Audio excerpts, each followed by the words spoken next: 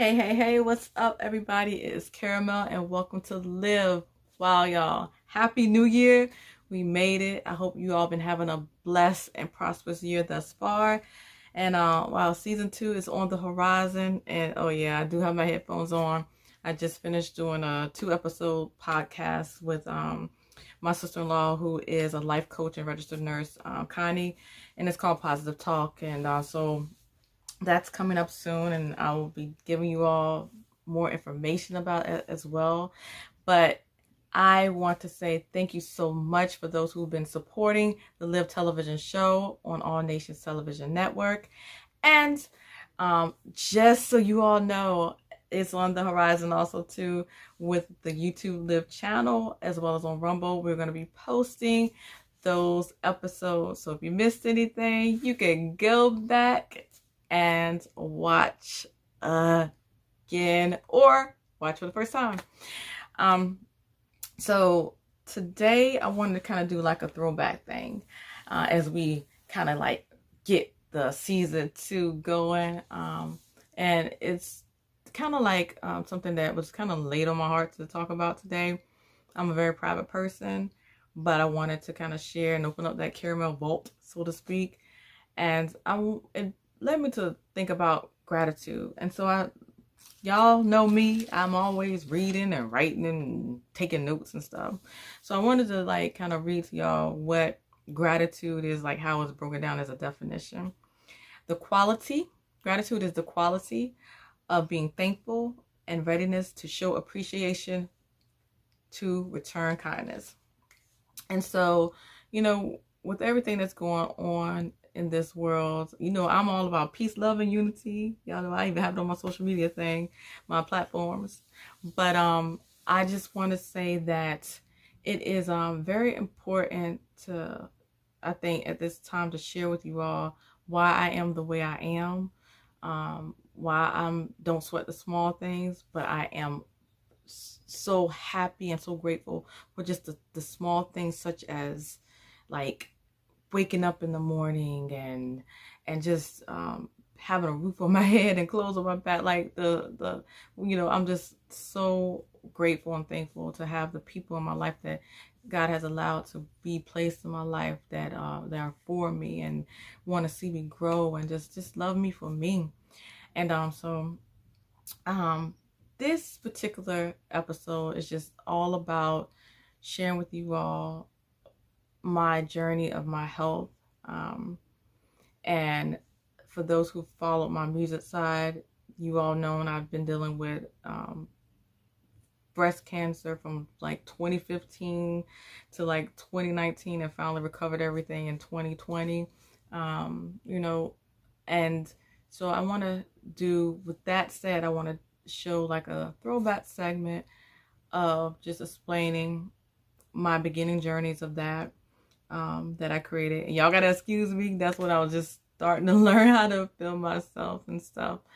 But also to, just sharing my current feelings about a lot of things. I'm just happy and blessed to be once again just 100% cancer free and healthy. And so I want to say thank you, and I hope you enjoy seeing my journey in this process, and may it help others. Don't give up, y'all. Don't give up. You just don't know where God's going to take you. And you might ask why when certain things are happening in your life. But there's always a purpose, and there's always a reason behind it. But it always works out for your good.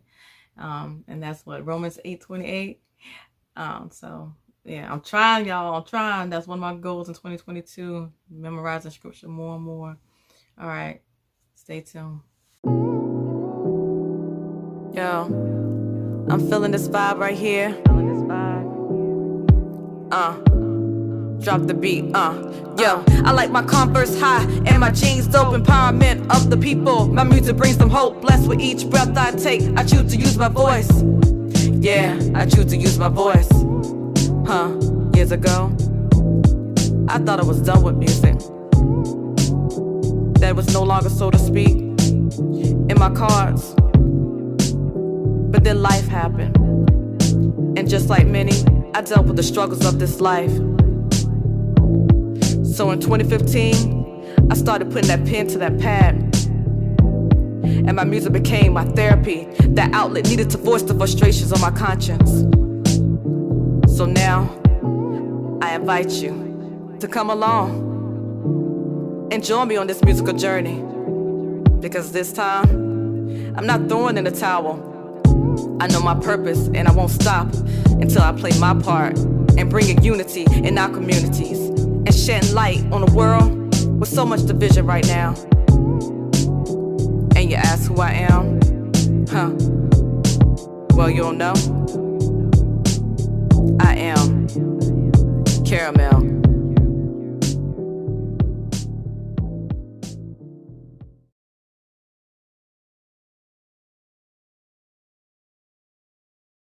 What's up, everybody? I know y'all been like, where you been at and everything, and you know, I've been a little low key on my social media and everything, and I said I would kind of like put things out there once I was ready, and pretty much this video will explain the process of what I've went through in the past, and just to sum everything up, I have to deal with a health challenge at this time. Pretty much, for some of you all who know my story, I ended up having to get a lumpectomy, well, 2 lumpectomies in 2015, which kind of like started the whole thing of me getting back into my music, doing my recovery time, and basically I've been on top of my health 24/7 all the time, doing what I'm supposed to do with my checkups. And so they found suspicious findings. So over this course of a few weeks and some change, then had to go through a few biopsies and a more detailed biopsy, and things were indicated that they found precancerous cells in one portion of the same breast that I had the lumpectomy done back in 2015. So it's been about 3.5 years. And they end up also finding DCIS, which is, you know, it's a blessing.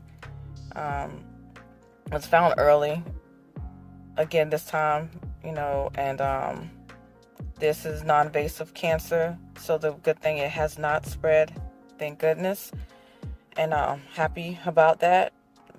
But just know during this time and process, I'll be kind of for the next time frame, we'll be dealing with a lot of things that's going on. I'll still be writing and recording. Hey, I'm be sitting at home anyways, in between some things, but I'm gonna let you watch the video so you can see where I'm coming from, and then I'll come back and finish up everything I gotta say.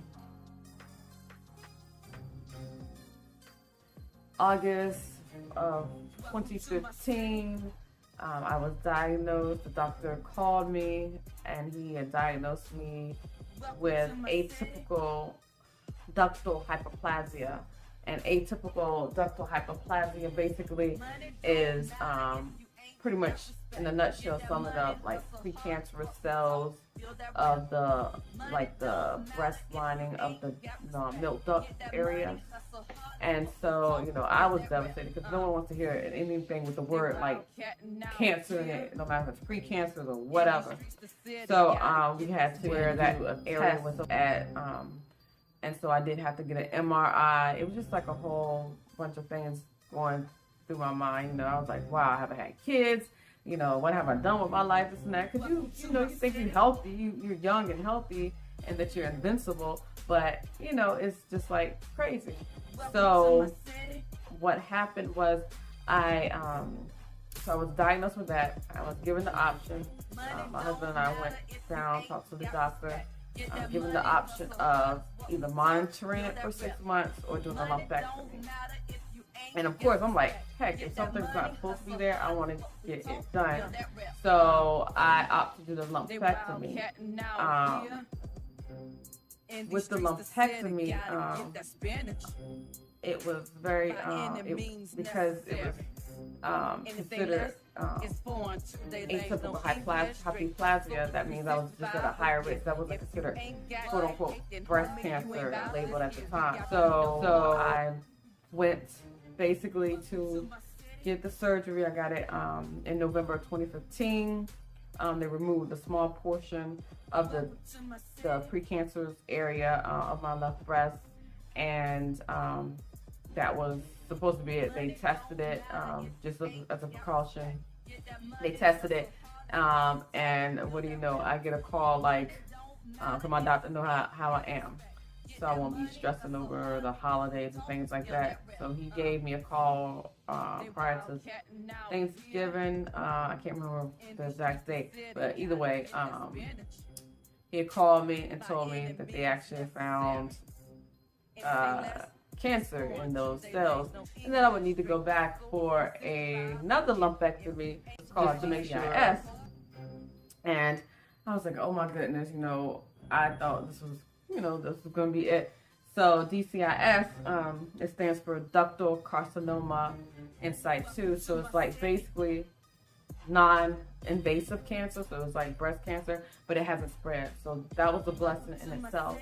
That one, it was found, and that my doctor was so good that they took the extra precaution. They tested it, everything. And so basically I had to go back 3 weeks later, well, about 2 weeks later, so like early December 2015, I went back in, had to go through the same procedure again, and this time when they tested, thank goodness everything was clear.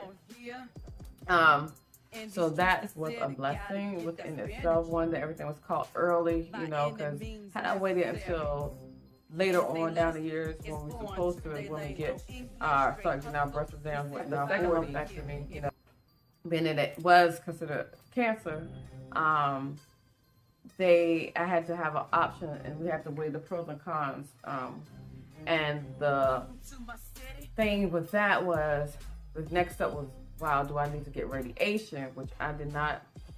I was against. I did not want to get radiation. Another thing was looking at possibly a mastectomy as a precaution for preventing like a chance of reoccurrence and things like that. So I did what's called an ONCA test, oncotype. I think it's called onco DX test. And so basically what they do with that is they pretty much take factor in your risk, your age, everything, and your situation, your health situation at the time. Factor in your risk, your age, everything, and your situation, your health situation at the time of your breast health. And they basically measure it and say, based on this, what is your chances of if you had a reoccurrence, if you didn't get radiation, or if you had a mastectomy and things like that. It can be very challenging. And I even went to a genetic specialist just to make sure I didn't have. So I got the BRCA test done as well, which BRCA is like a test to see if you have the gene actually of having breast cancer in your family. And luckily, I do not have it. But in these streets, the city gotta get that spinach by any means necessary. You have like forever, until something slaps you in the face, and I had stopped music in 2000, and I think my last verse I wrote was 2005. But I really hadn't recorded anything since 2003. So, all of a sudden something just clicked. I was like, you know what, through my recovery time and preparation for surgery and stuff, I'm going to start writing. And that's when Broke came out. I wrote the verse in one day. My husband and I found the first download day. He wrote his verse and re-recorded it like the same day, which was pretty cool, pretty awesome. Because like I said, I hadn't rapped at that time. I hadn't rapped in like 10 years, like seriously rapped or recorded any wrote or recorded anything, so to speak, of seriousness. But yeah, and then that's how I got back into my music. It was really my health scare. It was like a blessing, but at the same time, it was scary, but it put the fire in my butt, so to speak, and got me to where I'm at now. So I'm striving, I'm not quitting. All right, y'all. So that was the first portion of talking about my journey, and also to why and how I got back into music, because it put a fire underneath my butt, so to speak. You know, when you do hear certain things like cancer or like certain stuff when you're young. So that was that portion, and I just want to kind of piggyback off of that, where though I had got the lumpectomy, it was kind of like in the back of my mind, you know, because we were on this treatment plan of every 6 months. I had to go to the doctor and make sure and check certain things, and like go get my mammogram, go get my MRI and things like that. So, you know, it was like everything was going well and going great. But I'm a person, I'm the type of person, like, I believe in prevention as a key. So, and I'm also I'm into holistic side of medicine than Western, but I think there is a balance. So people always laugh when I say I got my Western doctors and I got my Eastern doctors or my holistic physicians. So, and there is always like a balance and so forth. But I'll leave that for another segment. But I do believe in more natural approaches of things, just a FYI. And I always found that helped me the best, even down to my diet of being a vegan. So, you know, everything was going well, y'all. Everything was going well. And then, you know, I was like getting my music out. And I had at the time, had got signed to an independent label. And then, like, bam, April 2019, y'all. I couldn't believe it. I was like, what's up with this? You know, I thought everything was good, God.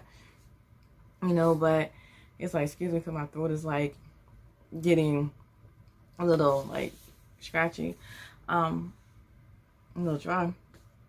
And so, like, sure enough, I went in to the doctor, and I think they caught it on the MRI, and the invasive cancer had came back, so I had to get a biopsy.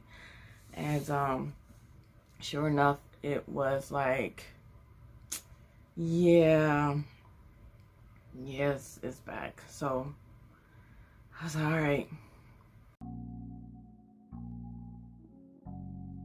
Video, you can see where I came from. You know, everything's been good from the, you know, since 2016, clean bill of health and everything.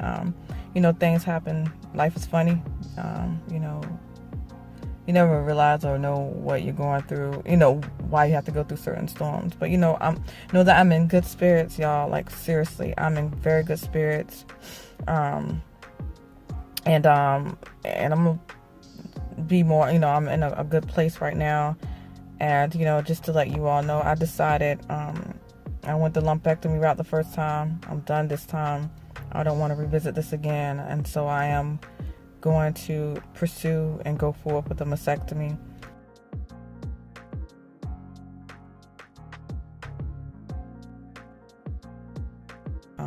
I do have to go through two surgical process, meaning the first portion will definitely it'll be the mastectomy and reconstruction. And I want to share this, you know, like I said, I'm like, so, you know, it's important to share this.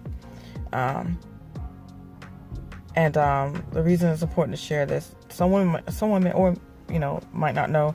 And I want to also too say men and women can get breast cancer. So, you know, when it's definitely important, if you feel something's not right, definitely go to the doctor. It don't matter your age or whatever, you know, just go get it checked out.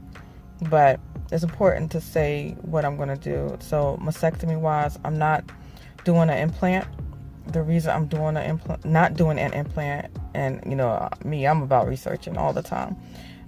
Originally, in the back of my mind, I knew, I was like, if this was to come back or if something was to reoccur, my option was already to jump to the point, get a mastectomy.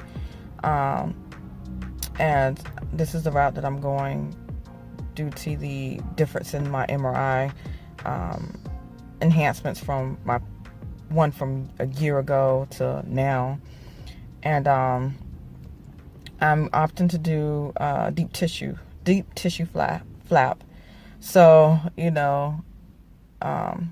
with the deep tissue, they either can take it from your abdominal, your thighs, your butt, or the back of your back with some, if you got back fat. And the crazy thing, y'all, is like pretty much basically a month ago, I switched my diet and I'm vegan now. So I was losing, weight, not on purpose, but I was like, oh my goodness, I hope I can qualify, not knowing that I would have to, go through this again. So luckily I did qualify.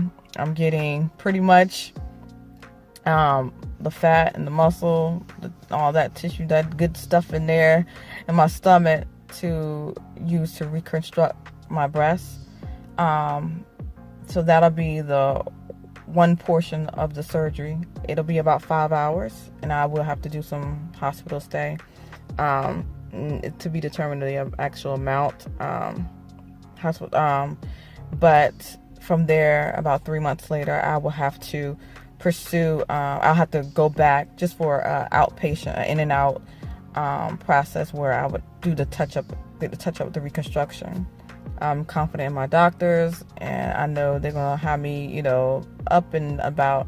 So the recovery time and the whole process from the start of my surgery to pretty much the end will be about 5 months. So it sucks for me. For y'all who know, I'm in the fitness industry, so it's gonna be hard for me. I already had to stop exercising, y'all. When I tell y'all I had to stop exercising, and I'm verbalizing my classes right now, it's like crazy because that's how much I gotta hold on to my weight. I've been trying everything, y'all, and I did try to revert, is it revert? Yeah. Go back to, I'm sorry, I can't think right now. Go back to literally trying to at least add cheese and something. I was like, oh, I eat a whole bunch of bread and start at least trying to add egg and dairy back in my diet once I switched to vegan. And that was going into my 3rd week. I was telling one of my girlfriends, I was like, oh my goodness, within an hour, I was messed up, y'all. I ain't gonna lie. So never do that. In all seriousness, I always knew that if, I followed my plan, I've never missed doctor's appointments and stuff. I was doing the right things. But I always said, and I already knew, and I told God, I said, if this was to come back, I already knew it was hands down a mastectomy, whether I wanted to or not. And so when they told me that, I automatically knew. I was like, no, I'm not going to keep dealing with this. And so I knew up front that I was going to get a mastectomy. And I was at peace. I was really at peace with this whole process because I guess I already had in my mindset that I knew my plan of action in the event something like this was to occur again. And because you want to go with the least of the drastic things, and then then you just go with what you have to do. And so I pretty much had to put the music thing to the side, and focus on my health. And in June 2019, I went in for surgery and I had my mastectomy.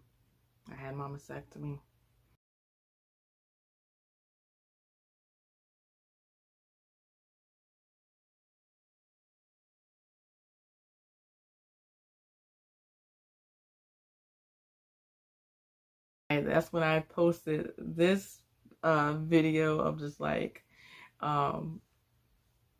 just trying to walk the track. I was walking like a little old lady. I was posted a video on social media so people could see, my journey and see that I'm okay, and I'm trying to get myself together. This time I was like, okay, even though I'm a private person, I just kind of want to let people know, hey, I'm good, I'm okay, or what's my process was. And so I would post here and there, but I was kind of sporadic, of course, recovering on and so forth. So I had to pretty much, for me, I couldn't believe it. It was like, and at the time, I was like in the fitness field as well, and a personal trainer, and I was a group exercise instructor. So yeah, I know I do a lot of stuff, but I just enjoy so many things. But it was crazy, like how that week before I was doing burpees and planks to the next week just having these drains and these tubes. Oh my goodness, y'all. That was like the worst, the tubes and the drains. And then don't let them get caught on the edge or something. Oh my goodness. Yeah, so I had a nurse, and that kind of that was assigned, like it was part of the treatment plan, where they would come and just check your sutures and like stitches and like help you drain. Like I would drain my own stuff too, and then also too, like the nurse, and I had loved ones help me along the way. And I even had, like, when our old neighbors came over, and just like it was such a blessing, like with that brought over some groceries and stuff. I just had like I had a lot of love and support, and people that really helped me along the way in the process. Beautiful souls, how are y'all? I'm just checking in. I've been off of here about a week and a half, just really focusing on my recovery and my OT exercises and all that stuff. So I'm up to 4 laps, walking the track, or trying to do like 15 minutes on the treadmill, then take a break, and 15 minutes on the treadmill. I'm not doing my little grandma shuffle anymore, but I'm not walking like fast either. I'm not doing that little shuffle jog either, but it's getting there. And I've been working on my OT exercises. I'm getting my arm up. Just want to let y'all know it's almost there. But I just want to give you like continued words of encouragement to never give up. Psalms 71:16 says, I walk in the strength of the Lord, and I'm really keeping the faith right now, y'all, and doing my recovery time frame. And never forget, y'all, before you walk out that door today, put your full armor on. Love y'all. Peace.